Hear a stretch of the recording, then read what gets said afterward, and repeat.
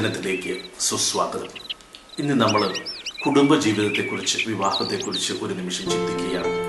തോബീത്തിന്റെ പുസ്തകത്തിൽ 6-ാം അധ്യായം 17-ാമത്തെ തിരുവചനം പറയുന്നുണ്ട്, ദൈവദൂതനായ റഫായേലും തോബീത്തിന്റെ പുത്രനായ തോബിയാസിനെയും കൊണ്ട് യാത്ര ചെയ്യുമ്പോൾ അവൻ വിവാഹം കഴിക്കാനിരുന്ന സാറായെ കുറിച്ച് തോബിയാസിനോട് പറയുകയാണ്, നീ പേടിക്കരുത്, അനാദി മുതലേ നിനക്ക് ആയി ദൈവം നിശ്ചയിച്ചു വെച്ചിരിക്കപ്പെട്ടവളാണ് അവൾ, നീ അവളെ രക്ഷിക്കും.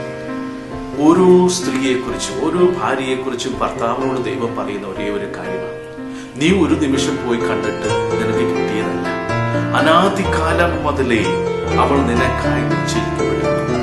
വേറൊരു സ്ത്രീയും ഈ ലോകത്തിൽ നിന്റെ ഭാര്യയായിട്ട് ദൈവം നിശ്ചയിച്ചിട്ടില്ല. നീ ഉരുവാകുന്നതിന് മുമ്പേ, നീക്ക് ജന്മം നൽകുന്നതിന് മുമ്പേ, അവൾക്ക് ജന്മം നൽകുന്നതിന് മുമ്പേ അവളെ നിന്റെ ഭാര്യയായും നിന്നെ അവളുടെ ഭർത്താവായിട്ടും ദൈവം നിശ്ചയിച്ചിരിക്കുന്നുവെന്ന് തോബീത്തിന്റെ പുസ്തകം 6-ാം അധ്യായം 17-ാമത്തെ തിരുവചനം. 7 പേര് വിവാഹം ചെയ്ത സാറ തോബിയാസിനെ വിവാഹം ചെയ്തപ്പോഴും തനിക്ക് ദാമ്പത്യ ജീവിതത്തിൽ അർഹതയില്ലെന്ന് കരുതി കരയുവാൻ തുടങ്ങുകയാണ്. അവൾ കരയുകയായിരുന്നു. സാറ, ഞാൻ എന്തിനാ വീണ്ടും ഒരു മനുഷ്യനെ ഇങ്ങനെ വേദനിപ്പിക്കുന്നത്? സാറായുടെ അമ്മ യദ്ന അവളെ ആശ്വസിപ്പിച്ചുകൊണ്ട് തോബീത്തിന്റെ പുസ്തകത്തിൽ 7-ാമത്തെ അധ്യായത്തിലെ 17-ാമത്തെ തിരുവചനം പറയുകയാണ്, കുഞ്ഞെ, ധൈര്യമായിരിക്കുക, സ്വർഗത്തിന്റെയും ഭൂമിയുടെയും കർത്താവ് നിന്റെ ദുഃഖമകറ്റി നിനക്ക് സന്തോഷമേകും, ധൈര്യം അവലംബിക്കുക എന്ന് യദ്ന തന്റെ മകളോട് പറയുകയാണ്. തോബീത്തിന്റെ പുസ്തകം 8-ാം അധ്യായം 4-ാമത്തെ തിരുവചനം പറയുകയാണ്, മണവറയിൽ അവർ തനിച്ചായിരുന്നപ്പോൾ തോബിയാസ് എഴുന്നേറ്റ് സാറായോട് പറയുന്ന ഒരു കാര്യമാണ്. എന്താണെന്ന് അറിയാമോ? നമുക്ക് എഴുന്നേറ്റ് കർത്താവിന്റെ കാരുണ്യത്തിനായി പ്രാർത്ഥിക്കാം. ആദ്യ രാത്രിയിൽ ഭർത്താവ് ഭാര്യയോട് പറയുന്ന ഒരു കാര്യമാണ്, നമുക്ക് എഴുന്നേറ്റ് കർത്താവിന്റെ കാരുണ്യത്തിനായി പ്രാർത്ഥിക്കാം. എന്നിട്ട് അവർ മുട്ടുമേൽ നിന്നും പ്രാർത്ഥിക്കുകയാണ്. 8-ാമത്തെ അധ്യായത്തിലെ തോബീത്തിന്റെ പുസ്തകത്തിൽ 7-ാമത്തെ തിരുവചനം, കർത്താവെ, ഞാൻ ഇവളെ സ്വീകരിക്കുന്നത് ജഡികമായ അഭിലാഷത്താലല്ല, നിഷ്കളങ്കമായ പ്രേമത്താലാണ്. അങ്ങയുടെ കാരുണ്യം എനിക്കുണ്ടാകണമേ. ഇവളോടൊപ്പം വാർദ്ധക്യത്തിലെത്തുന്നതിന് അവിടുന്ന് അനുഗ്രഹിച്ചാലും അവള് ആമേൻ എന്ന് മറുപടി പറഞ്ഞു. പ്രിയപ്പെട്ടവരെ, ഇത്ര മനോഹരമായ ഒരു വാക്യമാണ് അവിടെ എഴുതി വെച്ചിരിക്കുന്നത്. ഒരു ഭർത്താവ് ഒരു സ്ത്രീയെ ഭാര്യയായി സ്വീകരിക്കുന്നത് ജഡികമായിട്ടുള്ള അഭിലാഷങ്ങളാൽ, നിഷ്കളങ്കമായ പ്രേമത്താൽ, കർത്താവിന്റെ സ്നേഹം അനുഭവിച്ചിട്ട് ആ സ്നേഹം പങ്കുവയ്ക്കുവാൻ, സ്നേഹം കൊണ്ട് മാത്രം, നിഷ്കളങ്കമായ പ്രേമത്താൽ മാത്രമായിരിക്കണം ഒരു വിവാഹം കഴിക്കുന്നത്. മറ്റേതൊരു കാര്യങ്ങൾ കണ്ടു ഒരു വിവാഹം കഴിച്ചാലും ആ വിവാഹം നിലനിൽക്കുകയില്ല. താൻ എന്ന വ്യക്തി ഇല്ലാതായി, അഹമില്ലാതായി, അഹന്തയില്ലാതായി, അപരനെ പൂർണ്ണ ഹൃദയത്തോടെ, പൂർണ്ണ ആത്മാവോടെ, പൂർണ്ണ മനസ്സോടെ പൂർണ്ണനാക്കുവാൻ വേണ്ടിയിട്ടുള്ള ഒരു അവസ്ഥയാണ്. അതാണ് വിവാഹ ജീവിതത്തിന്റെ വിജയം. താൻ ഇല്ലാതാകുമ്പോഴാണ് ഒരു കുടുംബം വിജയമാകുന്നത്. ഒരു ഭാര്യ ഇല്ലാതായി മാറുമ്പോൾ, ഒരു ഭർത്താവ് ഇല്ലാതായി മാറുമ്പോൾ, താൻ ഭാര്യയ്ക്ക് വേണ്ടി ഭർത്താവിന് വേണ്ടി ഭാര്യയും ജീവിക്കുമ്പോൾ അവരൊന്നായി മാറുന്ന അവസരത്തിലാണ് കുടുംബജീവിതം വിജയിക്കുന്നത്. ഞാനെന്ന ശത്രുവായി മാറുമ്പോൾ, എന്നോട് തന്നെ ഞാൻ യുദ്ധം ചെയ്യുമ്പോൾ, മണ്ണിലുണ്ടാകുന്നതെല്ലാം സ്വന്തമാക്കി രാജപ്രൗഢിയോടെ സുഖമായി ജീവിക്കാനുള്ള എൻ്റെ തൃഷ്ണയെ തോൽപ്പിച്ച് അരുതാത്തത് ആവശ്യപ്പെടുന്ന എന്നിലെ സ്വഭാവത്തെ കടിഞ്ഞാണിട്ട് ഇനി ഞാനല്ല, ക്രിസ്തുവാണ് എന്നിൽ ജീവിക്കുന്നത് എന്നുള്ള ബോധ്യത്തോടുകൂടി ദൈവത്തിന് വേണ്ടി ജീവിക്കുമ്പോൾ, ക്രിസ്തുവിനിൽ രൂപപ്പെടുന്നത് വരെ ഞാൻ അസ്വസ്ഥനാണ് എന്നുള്ള ചിന്തയോട് ജീവിക്കുമ്പോൾ, ഞാൻ എൻ്റെ ജീവിതത്തിൻ്റെ പുതിയ ലോകത്തിലേക്ക് കാൽവയ്ക്കുവാൻ പക്വതയുള്ളവനാവും. അന്നേരം മാത്രമേ ഒരുവന് വിവാഹം കഴിക്കാനുള്ള അർഹതയുള്ളൂ. ഞാൻ മരിക്കണം, എന്നിട്ട് മറ്റൊരാളെ എൻ്റെ ജീവിതത്തിലേക്ക് കടത്തി വയ്ക്കുവാൻ കഴിയുന്ന അവസരം, അന്നേരമാണ് ഒരുവൻ വിവാഹത്തിന് വേണ്ടി പക്വമതിയാകുന്നത്. പ്രഭാഷകന്റെ പുസ്തകത്തിൽ 26-ാമത്തെ അധ്യായത്തിൽ 1-ാമത്തെ തിരുവചനം വായിക്കുന്നു, ഉത്തമയായ ഭാര്യയുള്ളവൻ ഭാഗ്യവാൻ, അവന്റെ ആയുസ് ഇരട്ടിക്കും. 3-ാമത്തെ തിരുവചനം പറയുകയാണ്, ഉത്തമയായ ഭാര്യ മഹത്വം അനുഗ്രഹവുമാണ്. കർത്താവിനെ ഭയപ്പെടുന്നവർക്ക് ലഭിക്കുന്ന ദാനങ്ങളിൽ ഒന്നാണ് ഉത്തമയായ ഭാര്യ. നീ നിന്റെ ഭാര്യയ്ക്ക് വേണ്ടി കർത്താവിനെ ഭയപ്പെട്ട് പ്രാർത്ഥിച്ച് ഒരുങ്ങിയില്ല എങ്കിൽ നിനക്കൊരു നല്ല ഭാര്യയെ കിട്ടത്തില്ല. നീ ഒരുങ്ങിയിട്ടുണ്ടെങ്കിൽ, കർത്താവിന് പ്രിയപ്പെട്ടവനാണ് നീ എങ്കിൽ, നിന്റെ ഭാര്യ ഉത്തമയായ ഭാര്യയായിരിക്കും. പ്രഭാഷകന്റെ പുസ്തകത്തിൽ 26-ാം അധ്യായം 16-ാമത്തെ തിരുവചനം പറയുകയാണ്, കർത്താവിന്റെ ഉന്നതങ്ങളിൽ ഉദിക്കുന്ന സൂര്യനെ പോലെയാണ് ചിട്ടയുള്ള കുടുംബത്തിൽ ഉത്തമയായ ഭാര്യയുടെ സൗന്ദര്യം. പ്രിയപ്പെട്ടവരെ, നിങ്ങളുടെ ജീവിതം വിശുദ്ധീകൃതമാകണമെങ്കിൽ, നിങ്ങളുടെ ജീവിതത്തിൽ നിന്നും അന്യരോടുള്ള ശത്രുതയും വൈരാഗ്യവുമാണ് നിങ്ങളുടെ മനസ്സിനെ ഭരിക്കുന്നതെങ്കിൽ പുറത്തു കളയുക. എല്ലാ വെറുപ്പുകളും മാറ്റി ജീവിതത്തിലേക്ക് കടന്നു വരിക. പ്രഭാഷകന്റെ പുസ്തകം 28-ാമത്തെ അധ്യായത്തിൽ 6-ാമത്തെ തിരുവചനം പറയുന്നു, ജീവിതാന്തം ഓർത്ത് ശത്രുത അവസാനിപ്പിക്കുക, നാശത്തെയും മരണത്തെയും ഓർത്ത് കൽപ്പനകൾ നീ പാലിക്കുവാൻ തയ്യാറായാൽ നിന്റെ കുടുംബ ജീവിതം വിജയകരമായി മാറും. കുടുംബം സ്നേഹത്തിന്റെയും ക്ഷമയുടെയും ഒരു അംഗൻവാടിയാണ്. നിങ്ങൾ സ്നേഹിക്കാനും ക്ഷമിക്കാനും ഓരോ ദിവസവും പഠിക്കുകയാണ് അവിടെ. അത് പഠിക്കണം. സഹിക്കാൻ പഠിക്കുമ്പോൾ, ക്ഷമിക്കാൻ പഠിക്കുമ്പോൾ എല്ലാവരെയും സ്നേഹിക്കുവാനുള്ള ശക്തി തരണമേ എന്ന് ഉണർന്നിരുന്ന കർത്താവിനോട് ഒരുമയോടുകൂടി പ്രാർത്ഥിക്കുമ്പോൾ നിങ്ങളുടെ കുടുംബം വിജയിക്കും. ഭർത്താവിന്റെ വിശുദ്ധി ഭാര്യയുടെ ഉത്തരവാദിത്വം, ഭാര്യയുടെ വിശുദ്ധി ഭർത്താവിന്റെ കർത്തവ്യമാണ്. തോബിയാസിനെയും ഭാര്യ സാറായെയും യാത്രയാക്കിക്കൊണ്ട് സാറായുടെ പിതാവായ റഘുവേലും അമ്മ യത്നായും പറയുന്ന ഒരു അനുഗ്രഹത്തിന്റെ കഥയുണ്ട് അവിടെ. തോബീത്തിന്റെ പുസ്തകത്തിൽ 10-ാം അധ്യായം 12-ാമത്തെ തിരുവചനമാണിത്. അവരെന്താ പറഞ്ഞെന്നറിയാമോ? തന്റെ മകളെ അനുഗ്രഹിച്ചുകൊണ്ട് പറയുകയാണ്. സാറായെ അനുഗ്രഹിച്ചുകൊണ്ട് റഘുവേലും യത്നയും പറയുകയാണ്. റഘുവേൽ പുത്രിയോട് പറഞ്ഞു, നിന്റെ ഭർത്താവിന്റെ മാതാപിതാക്കന്മാരെ ബഹുമാനിക്കുക, അവരാണ് ഇനിമേൽ നിനക്ക് മാതാപിതാക്കൾ. നിന്നെ പറ്റി നല്ലത് കേൾക്കാൻ എനിക്ക് ഇടവരട്ടെ. യത്ന തോബിയാസിനോട് പറഞ്ഞു, സഹോദര, സ്വർഗസ്ഥനായ കർത്താവ് നിന്നെ സുരക്ഷിതനായി തിരിച്ചെത്തുകയും നിനക്ക് എന്റെ മകൾ സാറായിൽ ജനിക്കുന്ന കുട്ടികളെ കണ്ട് കർത്താവിൽ ആനന്ദിക്കുവാൻ, അവിടുത്തെ സന്നിധിയിൽ ആനന്ദിക്കുവാൻ എനിക്ക് ഇടവരുകയും ചെയ്യട്ടെ.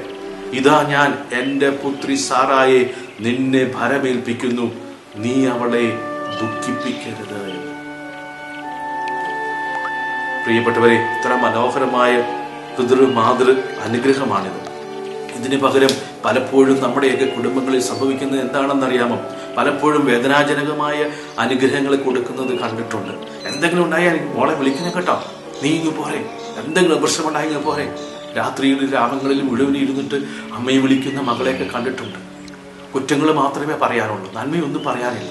എൻ്റെ ഭർത്താവിൻ്റെ കുറ്റങ്ങൾ മുഴുവൻ, എൻ്റെ ഭർത്താവിൻ്റെ കുടുംബങ്ങളുടെ കുറ്റങ്ങൾ മുഴുവൻ ഒന്നും വെള്ളിപ്പുള്ളി വിടാതെ വിളിച്ചു പറയുന്ന, എന്നിട്ട് ഒരു ഭയങ്കരമായിട്ടുള്ള ഞാൻ അങ്ങ് ഇറങ്ങിപ്പോവുകയാണ്. പിന്നെ അവർ വരികയാണ്, അവരാണ് മുഴുവൻ കാര്യങ്ങൾ നിശ്ചയിക്കുന്നത്. പ്രിയപ്പെട്ടവരെ, നീ എന്ന് വിവാഹിതയാകുന്നു അന്നു മുതൽ നിന്റെ മുഴുവൻ, നിന്റെ സമ്പത്തും നിന്റെ കുടുംബവും നിന്റെ സർവവും നിന്റെ ഭർത്താവിൻ്റെ കുടുംബം. പ്രിയപ്പെട്ടവരെ, ഇനി നിനക്ക് വീടില്ല, സ്വന്തം ബന്ധങ്ങൾ ഇനി നിനക്ക് അന്യം. നിനക്ക് ഭർത്താവും ഭാര്യയ്ക്കും, ഭർത്താവിന് ഭാര്യയും മാത്രം. കർത്താവ് യോജിപ്പിച്ചത് മനുഷ്യർ വേർപെടുത്താതിരിക്കട്ടെ. അത് അമ്മയായാൽ പോലും അപ്പനായാൽ പോലും ദൈവം യോജിപ്പിച്ചത് നിങ്ങൾ വേർപെടുത്താനിടയിലെത്തരുത്. ലൂക്കായുടെ സുവിശേഷത്തിൽ 12-ാം അധ്യായത്തിൽ 34-ാമത്തെ തിരുവചനം പറയുകയാണ്, നിങ്ങളുടെ നിക്ഷേപം എവിടെയോ അവിടെയാണ് നിന്റെ ഹൃദയം. ഭർത്താവിന്റെ ഇനിമേലുള്ള നിക്ഷേപം ഭാര്യയും, ഭാര്യയുടെ നിക്ഷേപം ഭർത്താവുമായാൽ നിങ്ങളെ പിരിക്കാൻ ഒരു ശക്തിക്കും കഴിയില്ല. അത് മറന്ന് ലോകസുഖങ്ങളുടെ പിറകെ സമ്പത്തിനായി മാത്രം ജീവിക്കാൻ തുടങ്ങുമ്പോൾ ഭാര്യ ഭർത്താവിനെയും, ഭർത്താവ് ഭാര്യയെയും, മാതാപിതാക്കൾ മക്കളെയും, മക്കൾ മാതാപിതാക്കളെയും മറന്നോടും. അവിടെ കുടുംബം നശിക്കാൻ തുടങ്ങും. ലൂക്കായുടെ സുവിശേഷത്തിൽ 12-ാം അധ്യായത്തിൽ 33-ാമത്തെ തിരുവചനം പറയുകയാണ്, പഴകിപ്പോകാത്ത പണസഞ്ചികൾ കരുതി വെക്കുക, ഒടുങ്ങാത്ത നിക്ഷേപം സ്വർഗത്തിൽ നീ സംഭരിച്ചു വെക്കുക. അവിടെ കള്ളന്മാർ കടന്നു വരികയും ചിതൽ നശിപ്പിക്കുകയും. സ്വർഗത്തിൽ നിക്ഷേപം കൂട്ടാൻ നിങ്ങൾ ഒരുമിച്ചിരുന്ന് ചെയ്യേണ്ട ചില കാര്യങ്ങളുണ്ട് പ്രിയപ്പെട്ട ഭാര്യ ഭർത്താക്കന്മാരെ. ഒന്നാമത്തെ കാര്യം നിങ്ങൾ ചെയ്യേണ്ടത് മത്തായിയുടെ സുവിശേഷത്തിൽ 6-ാം അധ്യായത്തിൽ 25-34 വരെയുള്ള തിരുവചനത്തിലും 19 മുതൽ 21 വരെയുള്ള തിരുവചനത്തിൽ പറയുന്നുണ്ട്. അതുപോലെ തന്നെ ലൂക്കായുടെ സുവിശേഷത്തിൽ 12-ാമത്തെ അധ്യായത്തിൽ 22 മുതൽ 34 വരെയുള്ള തിരുവചനങ്ങൾ. നിങ്ങൾ ആദ്യമായി ചെയ്യേണ്ടത് എന്താണെന്ന് അറിയാമോ? ദൈവ പരിപാലനയിൽ ആശ്രയിക്കുക. നിങ്ങളുടെ കുടുംബം വിജയകരമാകുന്നത് ദൈവമാണ്. ആ ദൈവ പരിപാലനയിൽ ആശ്രയിക്കുക. എന്ത് ഭക്ഷിക്കുമെന്നോ, എന്ത് പാനം ചെയ്യുമെന്നോ, ജീവനെക്കുറിച്ചോ, എന്ത് ധരിക്കുമെന്ന് ശരീരത്തെക്കുറിച്ചോ നീ ഉത്കണ്ഠാകുലരാകേണ്ട എന്ന് മത്തായിയുടെ സുവിശേഷം 6-ാം അധ്യായം 25-ാമത്തെ തിരുവചനത്തിൽ പറയുന്നു. ഭക്ഷണത്തെക്കാൾ ജീവനും വസ്ത്രത്തെക്കാൾ ശരീരവും ശ്രേഷ്ഠമല്ലേ.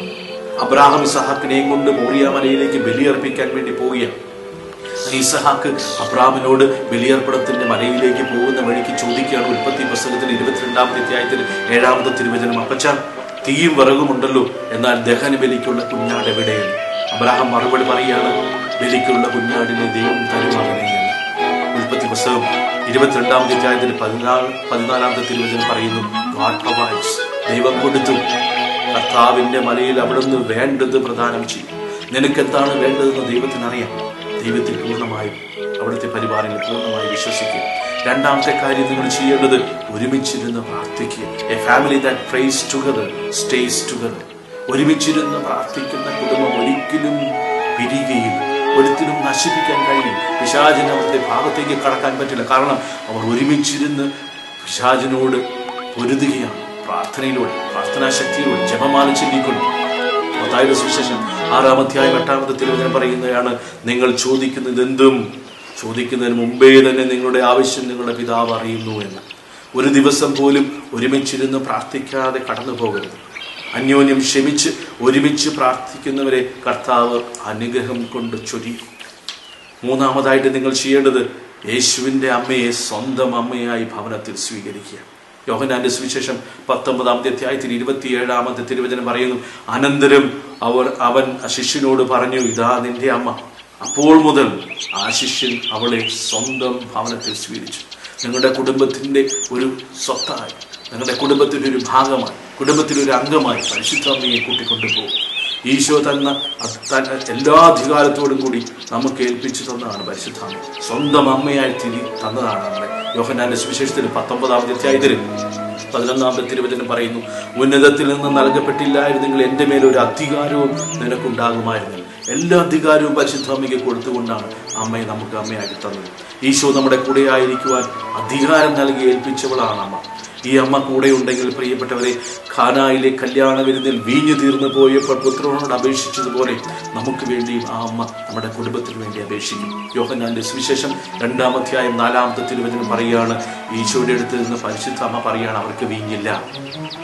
എന്നിട്ട് അവൾ വന്ന് നമ്മളോട് പറയും, യോഹന്നാന്റെ സുവിശേഷം 2-ാം അധ്യായം 5-ാമത്തെ തിരുവചനം, അവൻ പറയുന്ന പോലെ നീ അങ്ങ് ചെയ്തു.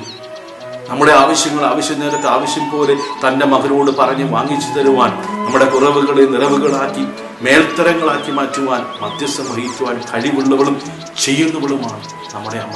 അമ്മയെ കൂട്ടിപ്പിടിച്ചാൽ നിങ്ങളുടെ ജീവിതത്തിന് കുറവുകളുണ്ടാവില്ല, നിറവുകൾ മാത്രമേ ഉണ്ടാവുള്ളൂ. നാലാമതായി നിങ്ങൾ ചെയ്യേണ്ടത് വിധേയത്വത്തോടുകൂടി ജീവിക്കുക എന്നാണ്. എഫേസ്യർക്കെഴുതിയ എഴുതിയ ലേഖനം 5-ാം അധ്യായം 22 മുതൽ 23 വരെയുള്ള തിരുവചനത്തിൽ നമ്മൾ വായിക്കുന്നുണ്ട്, ഭാര്യമാരെ നിങ്ങൾ കർത്താവിനെ എന്ന പോലെ ഭർത്താക്കന്മാർക്ക് വിധേയരായി ജീവിക്കും. എന്തെന്നാൽ ക്രിസ്തു തന്റെ ശരീരമായ സഭയുടെ ശിരസ്സായിരിക്കുന്നത് പോലെ ഭർത്താവ് ഭാര്യയുടെ ശിരസ്സാണ്. 25-ാമത്തെ വാക്യത്തിൽ പറയുകയാണ്, ഭർത്താക്കന്മാരെ ക്രിസ്തു സഭയെ സ്നേഹിക്കുകയും അവളെ വിശുദ്ധീകരിക്കുവാൻ വേണ്ടി തന്നെ സമർപ്പിക്കുകയും ചെയ്തതുപോലെ നിങ്ങൾ ഭാര്യമാരെ സ്നേഹിക്കണം. ഭർത്താക്കന്മാർ ഭാര്യമാരെ സ്വന്തം ശരീരത്തെ എന്ന പോലെ സ്നേഹിക്കുക. ഭാര്യയെ സ്നേഹിക്കുന്നവൻ തന്നെയാണ് സ്നേഹിക്കുന്നത്. എന്നിട്ട് 33-ാമത്തെ തിരുവചനം പറയുമാണ്, ഭാര്യയാകട്ടെ ഭർത്താവിനെ ബഹുമാനിക്കണമെന്ന്. നിങ്ങൾ പരസ്പരം ബഹുമാനിച്ച് വിധേയത്വത്തോട് ജീവിക്കാൻ തയ്യാറായാൽ കുടുംബമായി മാറും. എഫേസ്യർക്കെഴുതിയ എഴുതിയ ലേഖനം 4-ാം അധ്യായം 22-ാമത്തെ തിരുവചനം പറയുകയാണ്, നിങ്ങളുടെ പഴയ ജീവിതത്തിൽ നിന്ന് രൂപം കൊണ്ട വഞ്ചന നിറഞ്ഞ ആസക്തികളാൽ കലുഷിതമായ പഴയ മനുഷ്യനെ ദൂരെറിഞ്ഞുകൊണ്ട് നിങ്ങൾ മനസ്സിന്റെ ചൈതന്യത്തിൽ നവീകരിക്കപ്പെട്ട യഥാർത്ഥമായ വിശുദ്ധിയിലും നീതിയിലും ദൈവത്തിന്റെ ഛായയിൽ സൃഷ്ടിക്കപ്പെട്ട, അവിടുത്തെ നീതിയിലും സൃഷ്ടിക്കപ്പെട്ട, അവിടുത്തെ സാദൃശ്യത്തിൽ സൃഷ്ടിക്കപ്പെട്ട പുതിയ മനുഷ്യനെ നിങ്ങൾ ധരിക്കും. ഓരോ ദിവസവും എഫേസ്യർക്കെഴുതിയ എഴുതിയ ലേഖനം 4-ാം അധ്യായം 26-ാമത്തെ തിരുവചനം പറയുകയാണ്, നിങ്ങൾക്ക് കോപിച്ചു, പക്ഷേ പാപം ചെയ്യരുത്. നിങ്ങളുടെ കോപം സൂര്യൻ അസ്തമിക്കുന്നത് വരെ നീണ്ടുപോകാതിരിക്കട്ടെ. സാധാരണ നിങ്ങൾ അവസരം കൊടുക്കരുത് എന്ന് പറയുക. മനുഷ്യൻ ഏകനായിരിക്കുന്നത് നല്ലതല്ല എന്ന് കണ്ട ദൈവം ഉൽപ്പത്തി പുസ്തകത്തിലെ 2-ാം അധ്യായത്തിൽ 18-ാമത്തെ തിരുവചനം പറയുക, അവൻ ഏകനായിരിക്കും നല്ലതല്ല, അവൻ ഒറ്റയണിയാ കൊടുത്തത്.